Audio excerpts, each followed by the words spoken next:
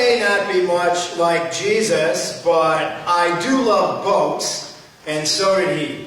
As a young child, I loved boating with my grandparents on the St. Lawrence River among the Thousand Islands.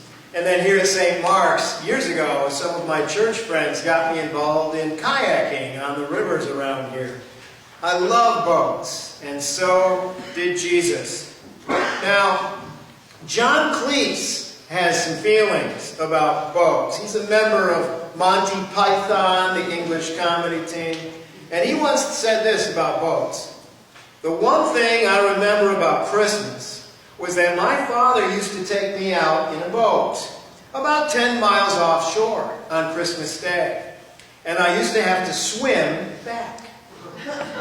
Extraordinary. It was a ritual. Mind you, that wasn't the hard part.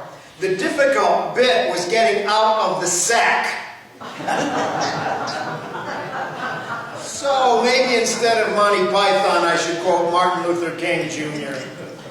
On the Martin Luther King holiday last Monday, I read these words of Dr. King. We may all have come on different ships, but we're in the same boat now. And I'm also fond of the old Breton fisherman's prayer. Dear God, be good to me. The sea is so wide, and my boat is so small. I love boats, and so did Jesus. When you read through the Gospels, you often find Jesus in boats or near boats.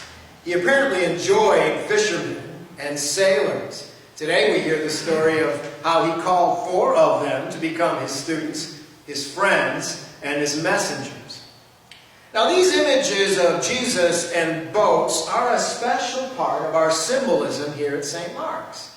Our altar, as you know, is shaped like a boat, and has Christ asleep in the storm, and yet safely holding his fishermen friends in his love.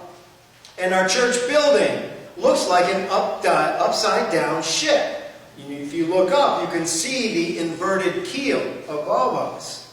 You are sitting in the part of the church we call the nave, which is an old church word related to the word navy, obviously.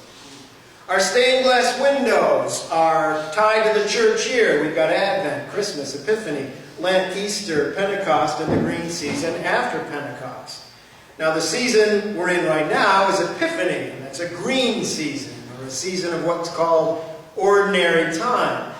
The gospel stories we tend to hear are from the beginning of this new ministry of Jesus, and he's often in or near a boat.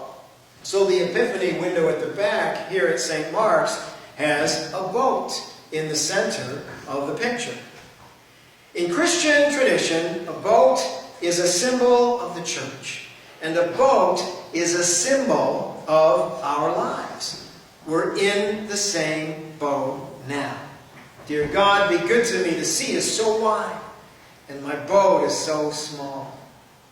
Now in the past, when I reminded this congregation of the symbolism of the boat, I was memorably asked by one of you, so Father Mark, if the church is a boat, and if Jesus is the skipper, does that make you Gilligan? And of course, my only reply to that has to be this. Amazing grace, how sweet the sound that saved a wretch like me. I once was lost, but now I found, was blind, but now I see. I don't mind being Gillian if Jesus is the skipper of the boat. Jesus loved boats, and so do I. One time when I was whitewater rafting, I was told that there are 3 primary rules. And these are the rules of river rafting. Rule number 1, stay in the boat. Rule number 2, stay in the boat. Rule number 3, stay in the damn boat. Pretty good rules, and I would apply them to our lives as followers of Jesus in his boat. Stay in the boat. Stay with Jesus. Stay with the community. It's not easy. I know that. There are those distractions that keep us from being here in the boat. A chance to sleep in on Sunday mornings. Sports activities that appeal to us. Another church member who might be unfriendly or unkind, kind of pushing us out of the boat. but I really do hope you will stay in the boat. Today is our annual parish meeting. This is required, and this is important because we have certain ways of being a church community as Episcopalians. But it's also fun because we eat together and we celebrate together and we remember how many blessings we've been given as a church family. So I hope you'll stay in the boat. When you look at our altar shaped like a boat, remember this.